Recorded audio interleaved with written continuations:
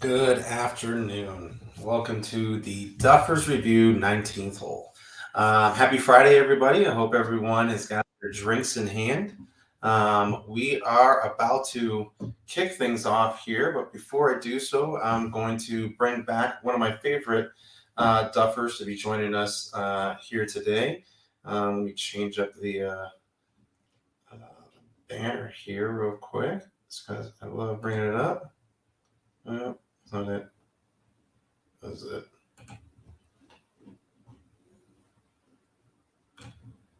There it is. So when you guys see the Pinehurst Six, you know this gentleman's got to come to the scene with all of his latest and greatest of information as we talk golf at the Duffers Review 19th hole. Greg, welcome, my man. I think he's there. Hey, what's going on? There he is. All right, there he's popped in. All right, it's populated. Greg, how are you doing this week? Doing great, man. How about you? It's been a great week. There's been a lot of craziness going on around the golf world this week, which I'm sure you're happy and ready to jump into. But I want to start before we get into kind of the subject matter we already had set up, and let's talk about this week's tournament, the Rocket Mortgage Classic. I heard a great story, and I wanted to get your intake on this because it's over a gentleman I know you like, as we talked about in full swing. Did you hear the story that's going on out at the tournament this week with Joel Damon and Ricky Fowler? I did not. So this is what's really funny. So Joel had made a tweet this last football season and basically thanked the Detroit Lions for knocking out Green Bay Packers to get his Seahawks into the playoffs. Right? He's a big Seahawks fan. And he said, hey, Detroit, rounds of beer on me, for this move.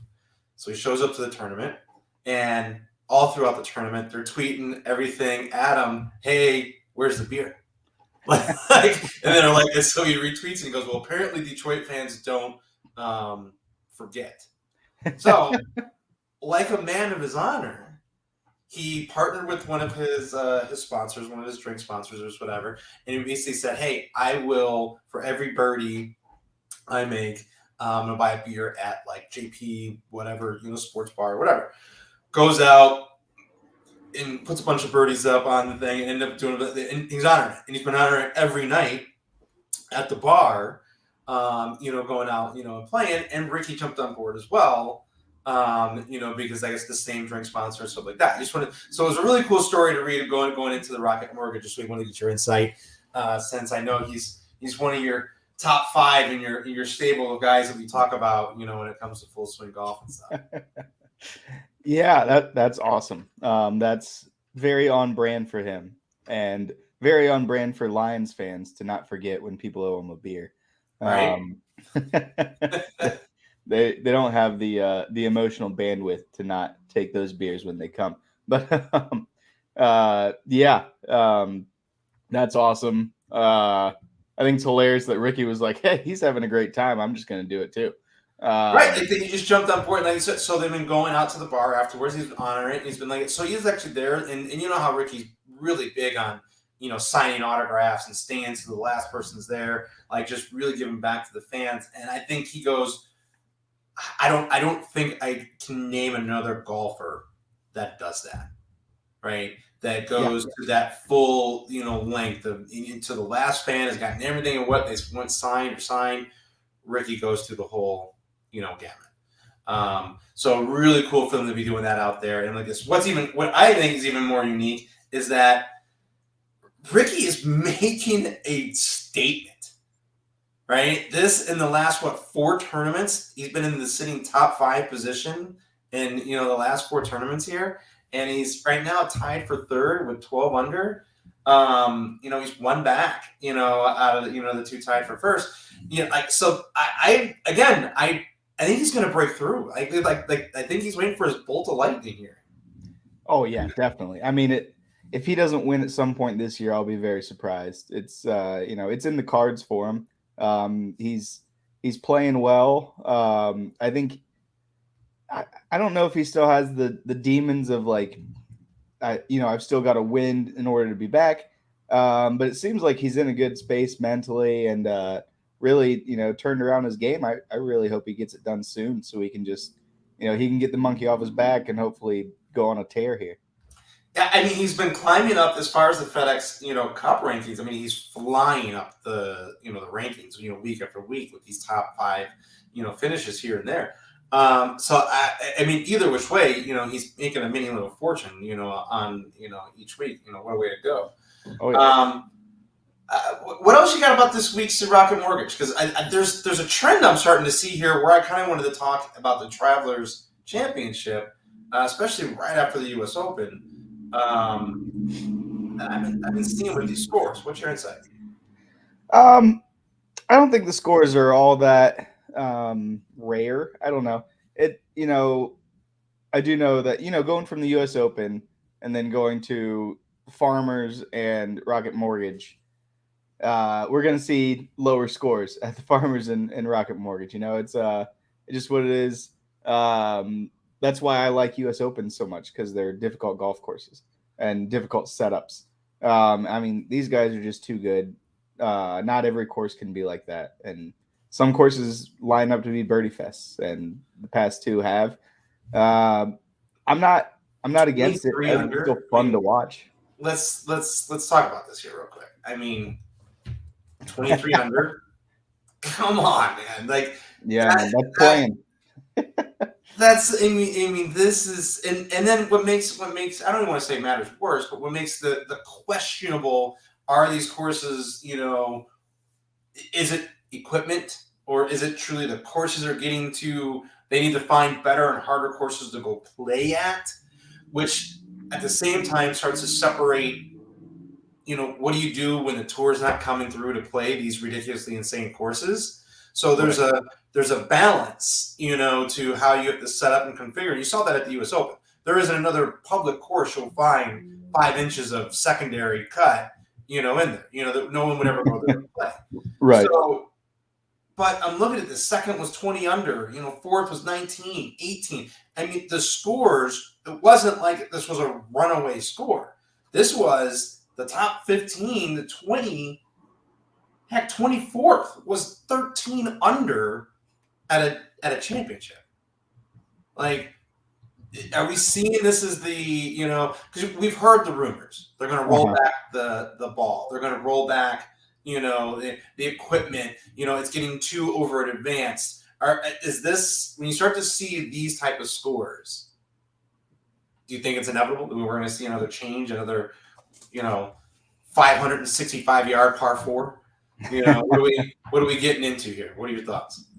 Yeah, I don't know. I just think it's the evolution of sports in general. We're just human beings are bigger, faster, stronger in every aspect of sports. Records are getting broken every year in the Olympics, and it's just like, these guys have so much technology. Not only the clubs, but just like the TrackMan and like just understanding your swing so much more than they did in the past, that they're just better. I don't know. I'm against rolling back the ball, but I don't know, because I mean I remember watching in high school and seeing 27 under win a tournament. It doesn't happen every week, but it happens because these guys are really good at golf, and some of these courses just set up for it. Yeah, I agree. 27. It was the flash in the pan that somebody just goes on a crazy hot streak and the course is theirs, Yeah. right? And then the next place was like 10 under, right? This Not is quite. This is getting a little like, I mean, even right now. So here you go, Rocket Mortgage Classic. 85 people made the cut, and it was 3 under was the cut line. Every major we've seen so far this year, the cut line was like +3. Like it hasn't been an under number in some time. So this is majors are a different animal, though. You can't compare a normal tournament to a major. I mean, majors are majors for a reason. They're hard. I don't know. My opinion right now is I feel like there's you're about to see a change. There's this I almost feel like some of the courses they might be seeing they're playing or the way they're setting them up is also part of this whole live PGA battle. It's how do we get more people watching? How do we get more people wanting to stay on tour here? Right? We've got to give them something to fight after. We got to give them, how do you create, the allure, right? Then putting a good five people running for the end of a tournament. This is where I start seeing scores like this, 85 people making the cut. Two at 13, two at 12 under, four at 11 under here. Like this is now like trying to create that, must see TV, right? They're all phenomenal golfers, right? Right. Usually, a lot of the times, you're watching five names at any given point in time, and it's a lot about the course. The last two tournaments, it's a lot about a bunch of names, and a lot of people saying the courses are too easy, right? So I don't know. You went from such insane course conditions to crazy easy. I mean, when you make a jump in the score like that, I don't know. That's just me. Maybe my perspective on that. But Travelers Championship. What was your big takeaway from this one? Watching, Keegan just Keegan Bradley, man, Michael Jordan's boy. One of the first. He was one of the originators. I think it was him, and then Bubba was like right behind him. Yep. Yeah, just hanging out at the Grove every day, playing for $50,000 a hole. Must be nice. But yeah, I mean, so my big takeaway was the U.S. Ryder Cup team is getting crowded as hell. Because I mean, we've got Keegan Bradley, we've got, I mean, the names that you expect. Scotty Scheffler, Ricky Fowler's up there, but I mean, I wouldn't expect Keegan Bradley to make the team at the beginning of the year. I mean, there are some names up there. The names that we normally associate with the Ryder Cup team, the Dustin Johnson, Colin Morikawa, they haven't really been playing well enough to put themselves up on that leaderboard. So the Ryder Cup's going to be interesting this year. Have you heard? I haven't, and either I just haven't read it or it hasn't come across my hot feeds or anything yet.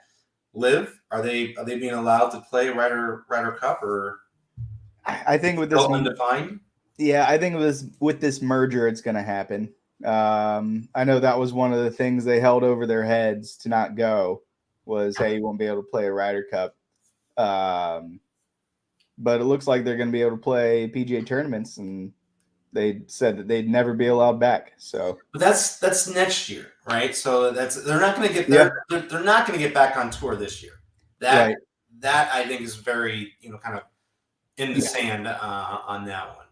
Yeah, but I mean, Brooks Koepka has played just the two majors, finished second and first, and he's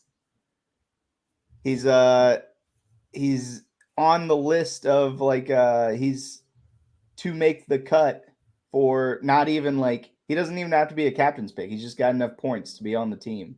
So are we going to say no? I don't know. Here's a unique look, I guess, at that question. Remember the Dream Team? Michael Jordan. Everyone, they finally said, "Hey, why are we not taking our best athletes on the planet, and letting them compete on that stage, the Olympic stage?" Mm-hmm. This is where I feel like that battle or that conversation is going to come to play, because it's kind of like the majors. It's outside of, technically PGA direct events, so it's kind of one of those, who's holding the allure, right? Who's holding the shame on you, right? For going to make a ton of money somewhere else, and then expecting to be able to come play here. But I think that battle, to your point there, is, look, you got a guy who's only played 2 tournaments and has got enough points to, to say that he should be representing his, his country, in this.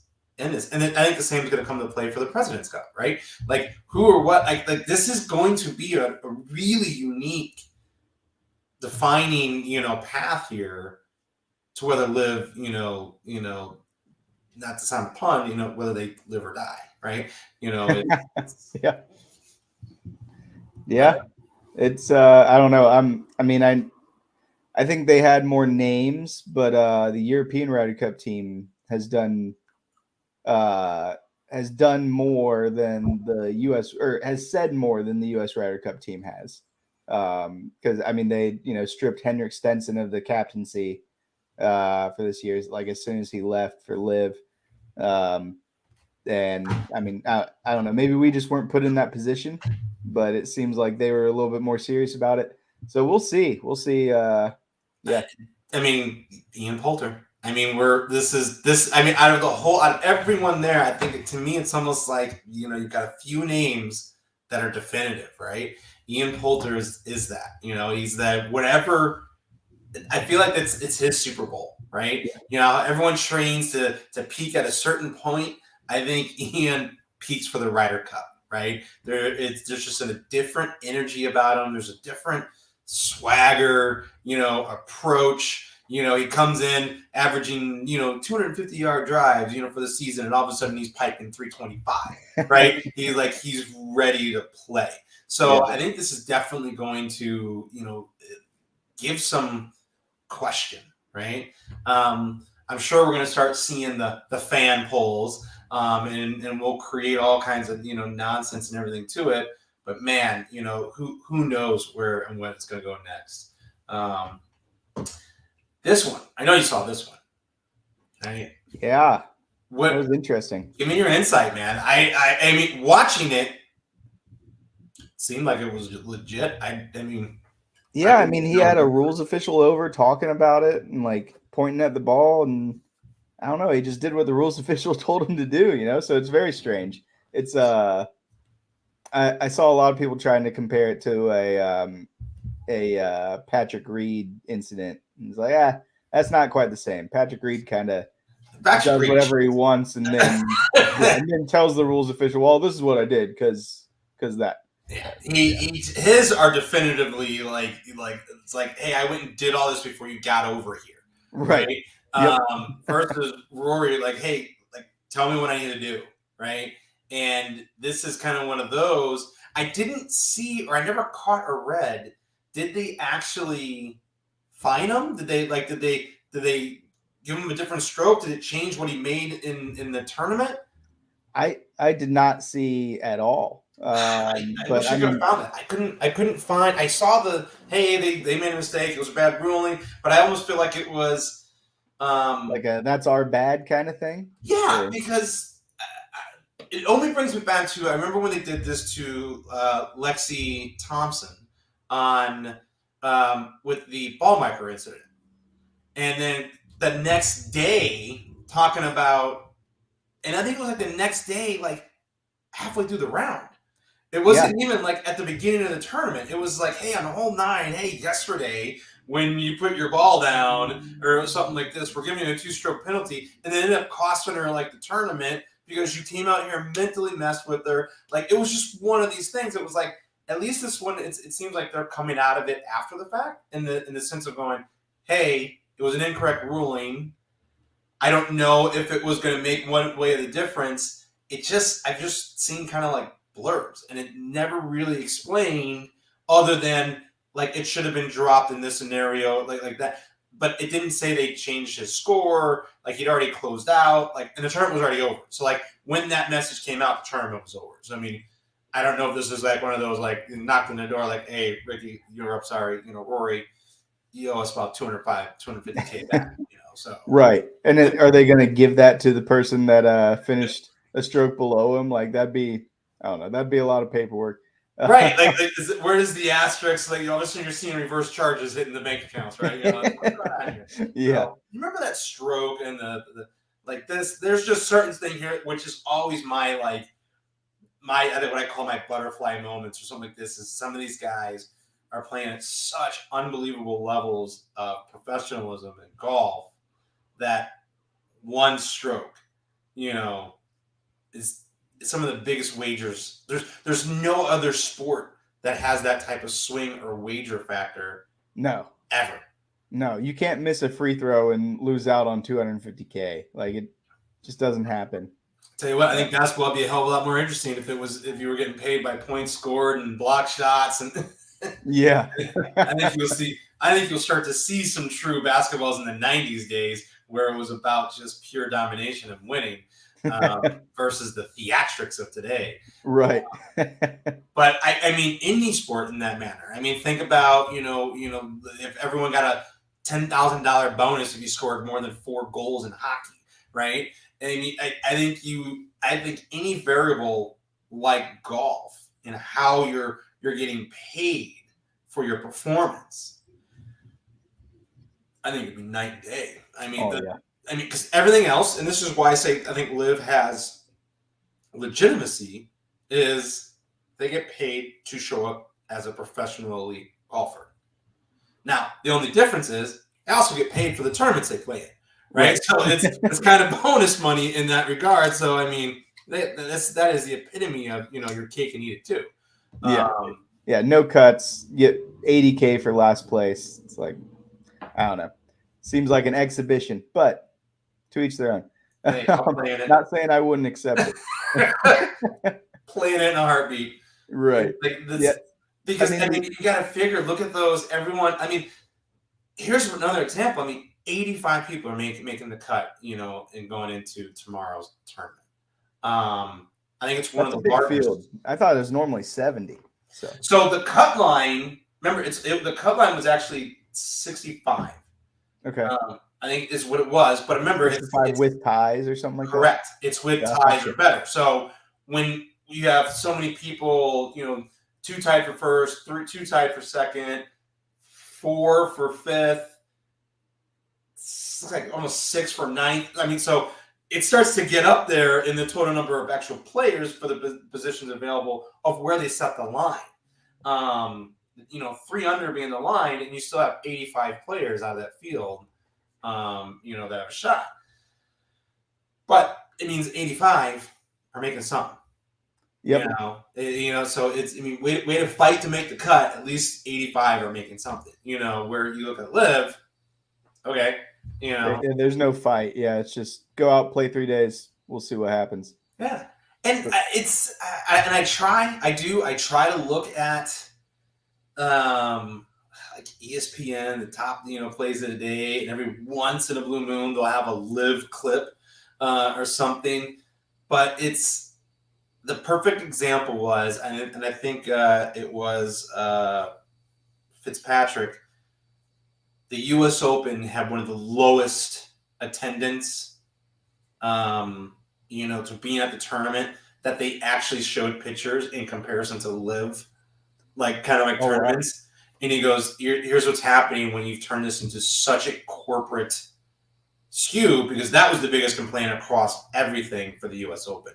Yeah, I kind of paused and said, guys, you dropped the U.S. Open in downtown L.A. and Beverly Hills. First of all, I've lived many of years in California. If you'd have said, hey, here you go, we got you some tickets to the U.S. Open, I might have been like, dude, that's the 405. That's downtown LA. I'll watch it on TV. Yeah. A lot of people were pretty upset at LACC because apparently they basically they sold all the tickets to members, and it was mostly like hospitality tents and stuff. So there weren't just many normal people there. Right. But to your point, if you're a normal person in LA. The players even said that it was a big letdown, it was just oh, I can't believe, there wasn't people out here,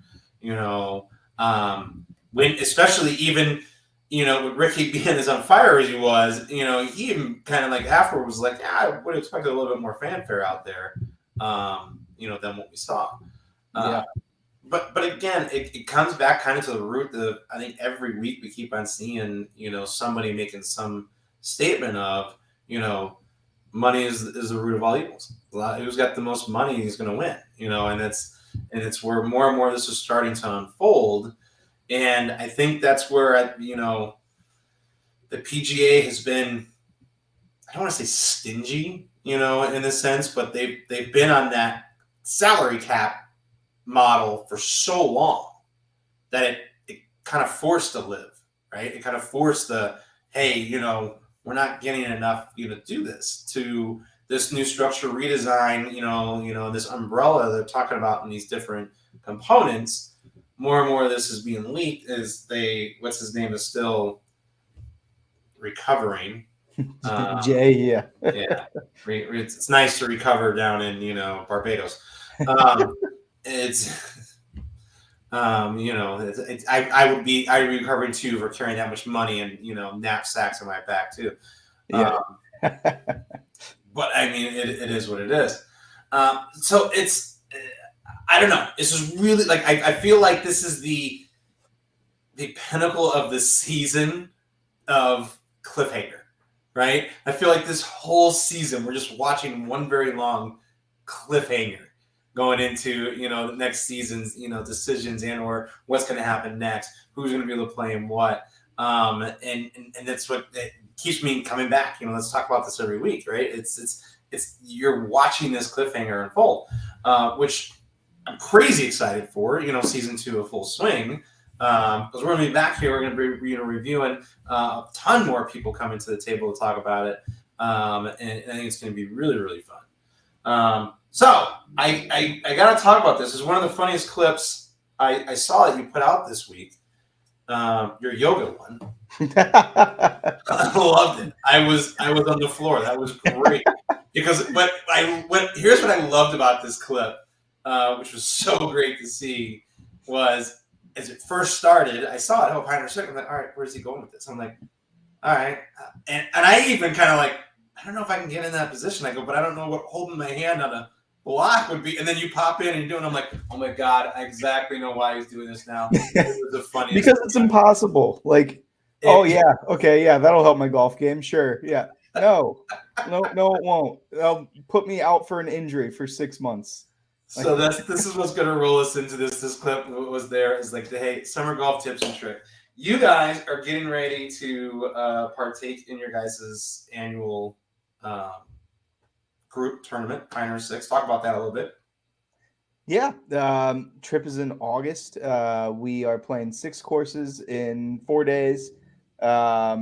This year's a little strange. I've actually got a wedding in New York on the Saturday of the trip. I'm in the wedding, so I have to go. So I'm playing Thursday, Friday. I'm flying out Friday night, missing the round on Saturday, flying back in Sunday morning, and meeting the guys at Tobacco Road for the last round. Our tee times are at like 9:10 to 9:20, and my flight lands at 8:32, and I've got a 30-minute drive from the airport to Tobacco Road. So I'm going to be pushing it. Well, you're going to leave all your clubs and all that stuff with everybody. Oh, so that right there is a huge time saver. Yeah, exactly. Yeah, I'll have the Uber queued up and just hop in and say, "Hey, I'll give you a really good tip if you get me there on time." Here's real cash. You can get me there before my tee time. Yeah, exactly. My clubs will be loaded up on a cart, and we'll go. But so it adds in a interesting little wrinkle to our tournament, because since I'm missing one round of the trip, everybody else gets to throw out their worst round. So just to keep me in the running, I was like, hey, I'm fine with just not being in the running. And everyone else was like, no, we'll figure something out so you can still win, which is nice. Nice. But yeah, so that's an ultimate handicap though, man. You got to go be in a wedding. You're going to be having, the fun and entertainment of the wedding. Oh yeah. And then turn around and, catch a red eye out of New York. Isn't that 2.5 hour, 3 hour? 2 hours around there. Yeah, that's really not that bad. It's not bad for flight, me. Definitely. I was thinking that I'm like, that's like a 6.5 hour or 7 hour flight for me. I was like, no, but yeah, 2 hours. That 2 hours is not that bad. And are you one who can sleep on the plane? Can you? I'm gonna try to, but we'll see how it goes. So here you go. So there's Greg's ultimate trip he's got going on. I'm hoping he's going to get a ton of great footage that we can come back, talk about it here in the 19th hole. Tobacco Road's on my list of courses to go out and review. Here they have some of the most gnarly sand traps, and it's also like one of the hardest places to get tee times. Yeah.